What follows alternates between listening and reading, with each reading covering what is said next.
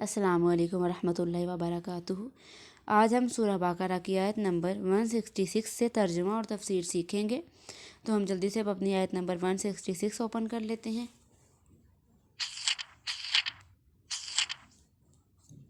جی، اب آپ اپنی اسی پیج کی جو ہے چوتھی لائن دیکھیں۔ چوتھی لائن پہ ہے استبر الذین اتبعوا من الذین اتبعوا، یہاں سے آپ کا آج کا ترجمہ اور تفسیر سٹارٹ ہو رہا ہے۔ آیت نمبر آپ کی 166 166۔ اعوذ باللہ من الشیطان الرجیم، بسم اللہ الرحمن الرحیم۔ اذ تبر الذین اتبعوا، جبکہ بیدار ہو جائیں گے وہ لوگ، تبعوا جن کی پیروی کی تھی، من الذین ان لوگوں میں سے، تابعوا جن کے وہ پیروکار تھے، ورعوا العذاب اگر وہ دیکھیں گے عذاب کو، وتقطعت بہم الاسباب اور منقطع ہو جائیں گے ان سے اسباب، وقال الذین اور کہیں گے وہ لوگ، وقال الذین تابعوا جو تابع ہوئے جنہوں نے پیروی کی، لو ان لنا اور یہ کہ، لو اگر، انا بے شک یہ کہ، لنا ہو ہمارے لیے، کرتن لوٹ جانا، ہم کو ہو جو کہ ہو ہم کو دنیا کی طرف لوٹ جانا، فنتبرأ تو پھر مل جاتا، منہم ان سے، کما تبرؤ جیسے کہ وہ بیزار ہو گئے، منا ہم سے، تو کرتن تو ان کو، فنتبرأ منہم تو ان کو لوٹ جانا، مل جاتا، منہم ان سے، کما تبرؤ جیسے کہ وہ بیزار ہوئے، منا ہم سے۔ کذالک اسی طرح، یریہم اللہ دکھلائیں گے ان کو اللہ تعالیٰ، اعمالہم ان کے اعمال، ان کے کام، حسرات حسرت دلانے والے، علیہم ان پر، وما ہم اور نہیں ہیں وہ، ہرگز نہیں وہ، بخارجین وہ نکلنے والے، من النار آگ سے۔ جی، یہاں سے جو ہے ترجمہ مجھے تسلی بخش نہیں لگا، تو یہاں سے دوبارہ دیکھیں، جو ہے آپ کی آیت نمبر 167 جہاں سے آپ کی اوپن ہو رہی ہے، چھٹی آیت سے دیکھیں، وقال الذین، چھٹی جو آپ کی لائن سے، وقال الذین اور کہتے ہیں وہ لوگ، تابعوا جنہوں نے پیروی کی، لو ان لنا لو اگر، بے شک، ان لنا بے شک، لنا ہوتا ہمارے لیے، کرتن لوٹ جانا، فنتبرأ تو پھر بس وہ بیزار ہو گئے، منہم ان سے، کما تبرؤ منا جیسے کہ وہ بیزار ہو گئے ہم سے۔ اب اس میں فنتبرأ اور تبرؤ دونوں کا مطلب ہے بیزار ہونا، تو اس کا مطلب ہے کہ جیسے کہ فنتبرأ جیسے کہ ہم بیزار ہو گئے، منہم ان سے، کما تبرؤ منا جیسے کہ وہ بیزار ہو گئے، منا ہم سے، ٹھیک ہے، نتبرأ ہم سے، اور تبرؤ ویسے بیزار ہو گئے، تو یہ سیگے جو ہے تھوڑے ایک دوسرے سے ڈیفرنٹ ہے، تو آپ اس کا ترجمہ سمجھ لیں۔ نتبرأ مطلب کہ ہم، نون آ گیا نا اس میں، ہو گیا سیگا، نتبرأ جیسے کہ ہم سے بیزار ہو گئے، اور تبرؤ ویسے جو بیزار ہو گئے، ٹھیک ہے۔ اب ہم اس کی جلدی سے تفسیر دیکھ لیتے ہیں۔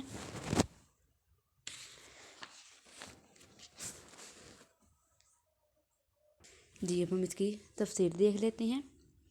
اب اس میں ہے کہ وہ سختی عذاب کی اس وقت معلوم ہوگی جبکہ ان مشرکین میں سے وہ لوگ جن کے کہنے پر دوسرے عوام چلتے تھے، کہ جو دوسرے لوگ جو ظلم کرتے تھے، اللہ کے ساتھ شریک ٹھہراتے تھے، اس کی طرف دیکھ کے آپ لوگ شرک کرتے تھے، جو گناہ کرتے تھے، تو تم لوگ اس کو بھی دیکھ لو گے، کہ جو اس کو جو عذاب پہنچتا ہے وہ بھی دیکھ لو گے، اور جو تمہیں عذاب پہنچے گا اس کے پیچھے لگ کے تو تم وہ بھی دیکھ لو گے،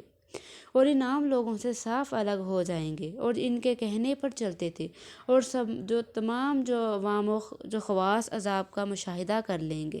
اور باہم ان میں جو تعلقات تھے، ایک کے تابع تھا، دوسرا متبوع تھا، وغیرہ وغیرہ کے جو بھی تھے دوسرے کو دیکھ کر کرتے تھے، تم لوگ کو سب قیامت کے روز پتہ چل جائے گا۔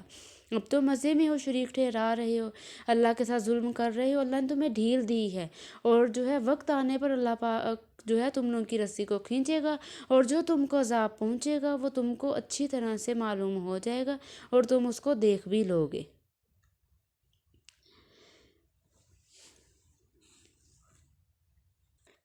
تو پھر جب ان کو عذاب ملے گا تو پھر وہ کہیں گے لو ان لنا قرۃ فنتبرأ منہم کما تبرؤوا منا، اگر ہو ہمارے لیے لوٹنا تو وہ کہیں گے کہ اگر کاش ہمارے لیے دنیا میں ایک بار لوٹنا ہو تو ہم جو ہے دنیا میں جا کر، اگر وہ ہمیں شریک ٹھہرانے کا دنیا میں کہیں تو ہم انہیں بھی ایسے ہی ٹکا سا جواب دیں جیسے انہوں نے اب ہمیں دیا ہے وقت آنے پر کہ اب ہم نے نہیں تمہیں کہا تھا۔ اب وہ شریک ٹھہرانے والے جو گناہ کی طرف لانے والے، وہ تو خود قیامت کے روز کہیں گے کہ ہم نے نہیں تمہیں کہا تھا کہ تم اس گناہ کی طرف آؤ، تم خود آئے ہو۔ تو پھر وہ لوگ حسرت کریں گے کہ کاش اب ہم دنیا میں جائیں، یہ ہمیں شریک ٹھہرانے کا کہیں تو ہم ان کو بھی ایسے ہی ٹکاسا جواب دیں کہ جاؤ ہم نہیں تمہارے ساتھ مل کر شریک کرتے کہ اللہ کے ساتھ کسی کو۔ تو پھر اس وقت یہ لوگ یہ حسرت کریں گے۔ تو اسی میں یہ ترغیب دی گئی ہے اب آپ کو کہ اب بھی آپ کے پاس وقت ہے، آپ کے پاس ٹائم ہے کہ آپ رک جائیں، اللہ کے ساتھ کسی کو شریک نہ ٹھہرائیں۔ اللہ جو وحدہ لا شریک لہ، کہ اس کا کوئی شریک نہیں ہے، اس کی خاص ہو کر عبادت کریں، اس کے ساتھ کسی کو شریک نہ ٹھہرائیں۔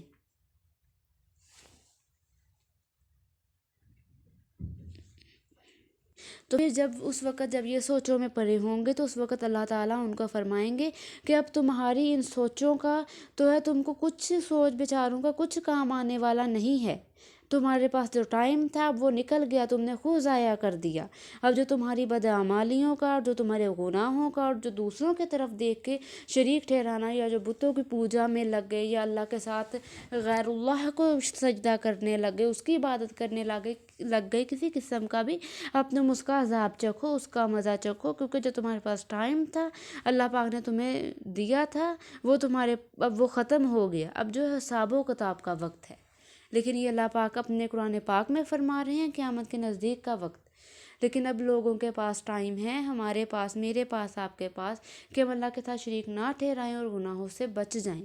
اللہ پاک ہمیں ہر قسم کے جو ہے شریک ٹھہرانے سے، گناہ سے اور بچائے، محفوظ فرمائے، آمین ثم آمین یا رب العالمین۔ اور ان کو جو ہے جو اللہ کے ساتھ شریک ٹھہراتے تھے، جو مشرک ہو گئے، ان کو آگ سے نکلنا کبھی نصیب نہ ہوگا، ہمیشہ اس میں ہی رہیں گے، نعوذ باللہ۔ لیکن جو مسلمان ہے، اس نے کوئی بھی گناہ کیا ہو تو اللہ پاک اس کو اس کے گناہ کی ایک سزا دے کر نکال دیں گے۔ تو ہم کو بھی چاہیے کہ اگر ہم سے کوئی گناہ ہو جائے تو اس کے ساتھ ساتھ معافی مانگتے رہیں، لیکن شرک ایسا گناہ ہے کہ اس کی معافی اللہ پاک نہیں دیں گے کسی کو بھی۔ اللہ پاک محفوظ فرمائے۔ صدق اللہ العظیم۔